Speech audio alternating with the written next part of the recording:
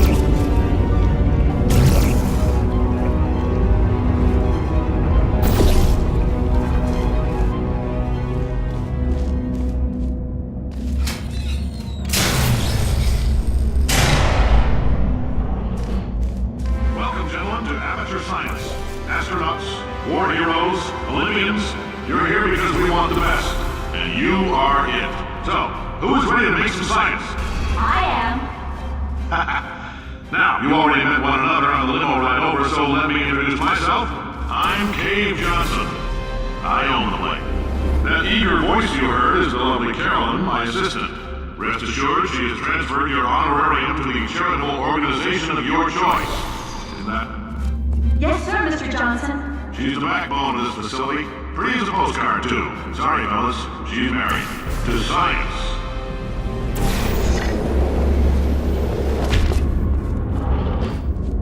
There's 1,000 tests performed every day here in our enrichment spheres. I can't personally oversee every one of them, so these pre-recorded messages will cover any questions you might have and respond to any incidents that may occur in the course of your science adventure. Your test assignment will vary depending on the manner in which you have bent the world to your...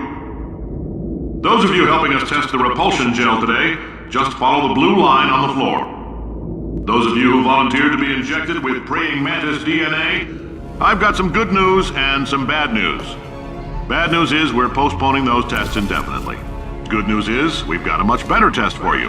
Fighting an army of mantis men. Pick up a rifle and follow the yellow line. You'll know when the test starts.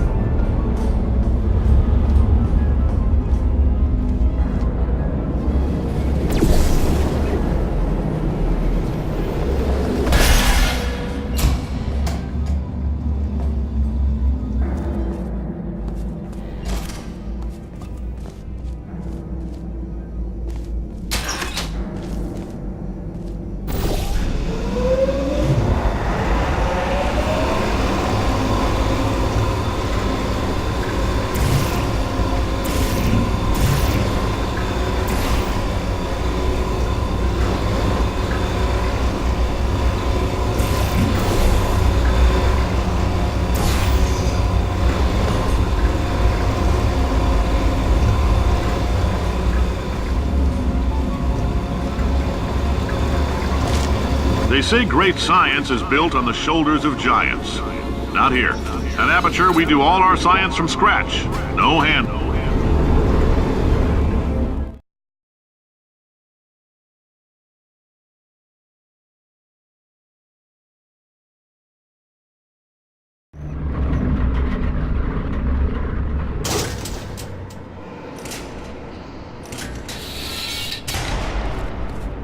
All right, let's get started. This first test involves something the lab boys call repulsion gel. You're not part of the control group, by the way. You get the gel. Last poor son of a gun got blue paint. All joking aside, that did happen. Broke every bone in his legs. Tragic, but informative.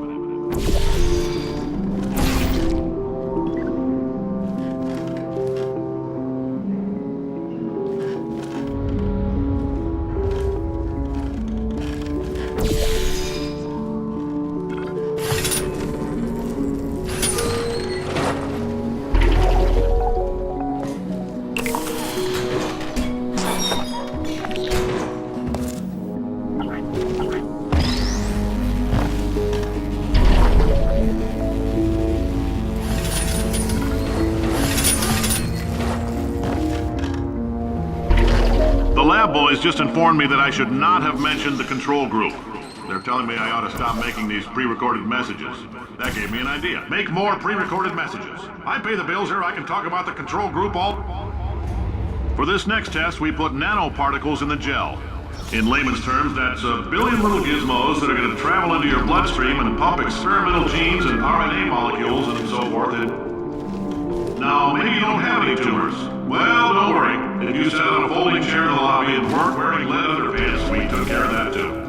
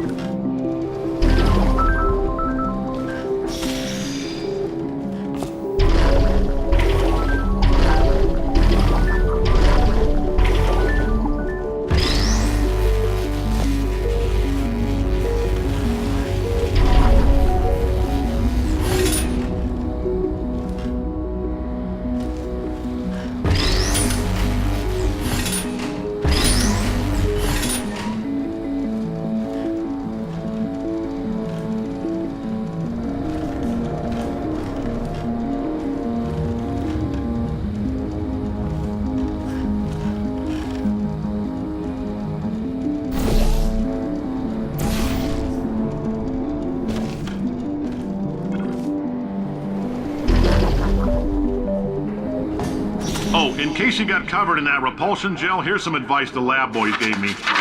Do not get covered in the repulsion gel. We haven't entirely nailed down what element it is yet, but I'll tell you this, it's a lively one, and it does not like the human skeleton.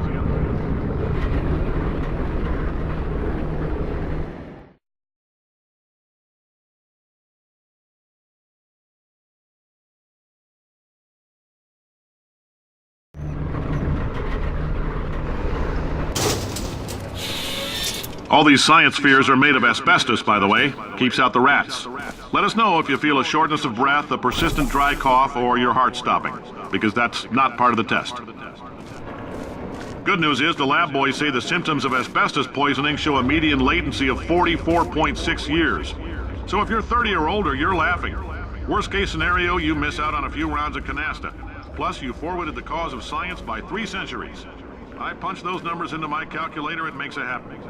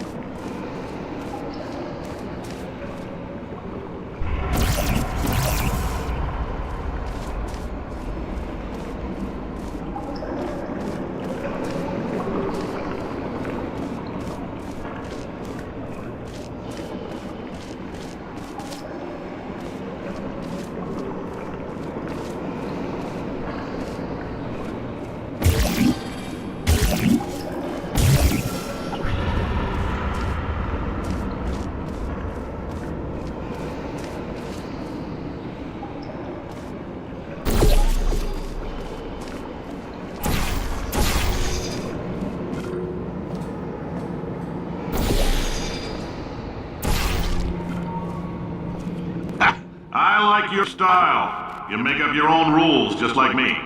Bean Counter said I couldn't fire a man just for being in a wheelchair. Did it anyway. Ramps are expensive.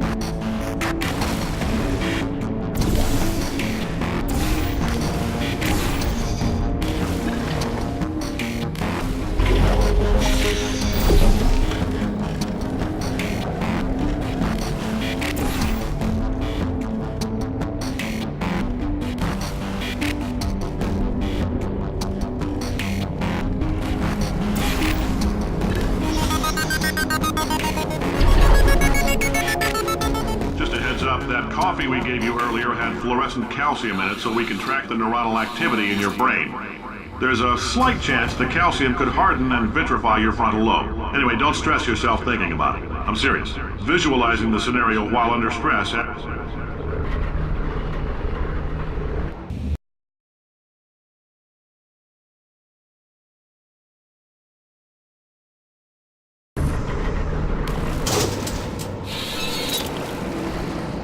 Now, if you're part of control group Kepler 7, we implanted a tiny microchip about the size of a postcard into your skull. Most likely you've forgotten it's even there. But if it starts vibrating and beeping during this next test, let us know. Because that means it's about to hit 500 degrees, so we're going to need to go ahead and get that out of you.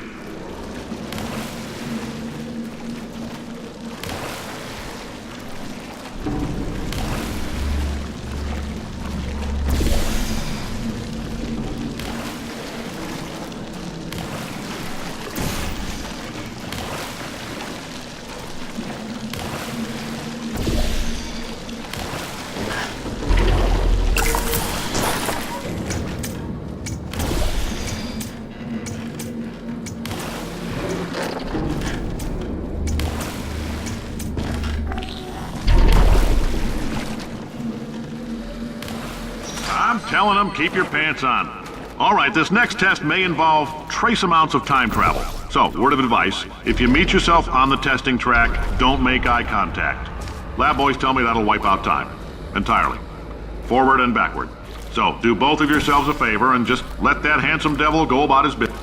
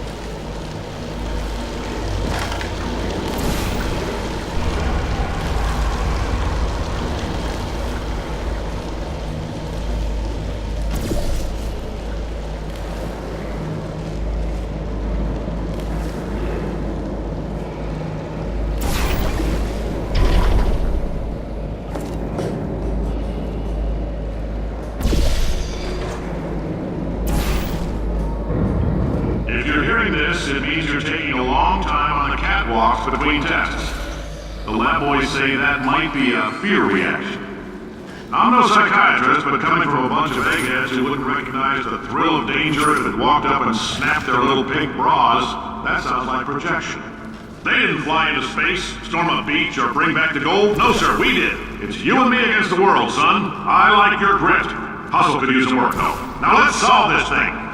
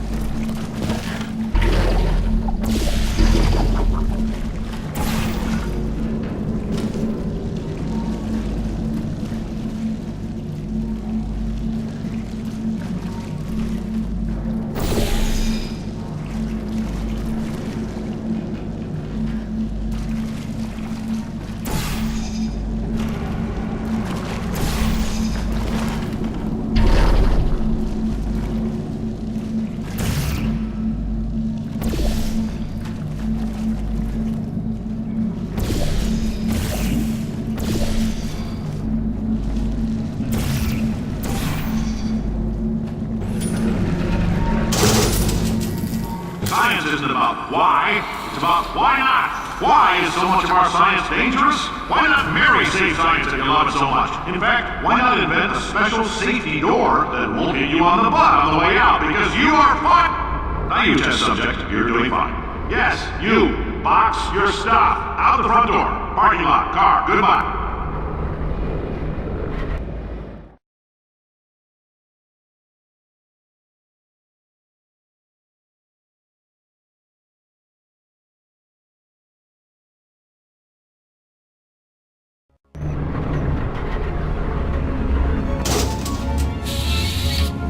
Congratulations! The simple fact that you're standing here listening to me means you've made a glorious contribution to science. As founder and CEO of Aperture Science, I thank you for your participation and hope we can count on you for another round of tests. We're not going to release this stuff into the wild until it's good and damn ready, so as long as you keep yourself in top physical form, there'll always be a limo. Say goodbye, Carolyn. Goodbye, Carolyn. She is a gem.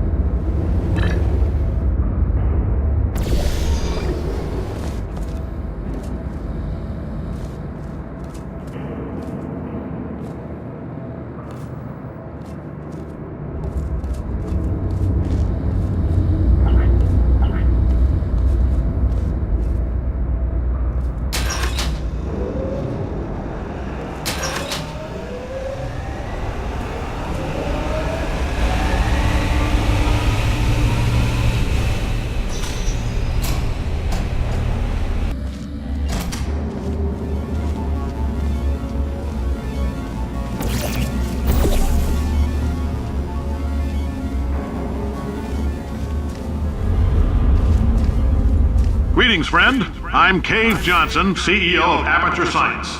You might know us as a vital participant in the 1968 Senate hearings on missing astronauts. And you've most likely used one of the many products we invented, but that other people have somehow managed to steal from us. Black Mesa can eat my bankrupt... Sir, the testing? Right. Not... Oh, hi. Say, you're good at murder. Could you, murder this bird for me? Oh, thanks. Did you feel that? That idiot doesn't know what he's doing up there. This whole place is going to explode in a few hours if somebody doesn't disconnect him. I can't move, and unless you're planning to saw your own head off and wedge it into my old body, you're going to need me to replace him. We're at an impasse. So what do you say? You carry me up to him and put me back into my body, and I stop us from blowing up and let you go. Wow, you stabbed me. What is wrong with you? Hold on. Do you have a multimeter? Never mind. The gun must be part magnesium. It feels like I'm outputting an extra half a volt. Keep an eye on me. I'm going to do some scheming. Here I go. Whoa, where are we? How long have I been out? That extra half volt helps, but it isn't going to power miracles. If I think too hard, I'm going to fry this potato before we get a chance to burn up in the atomic fireball that little idiot is going to...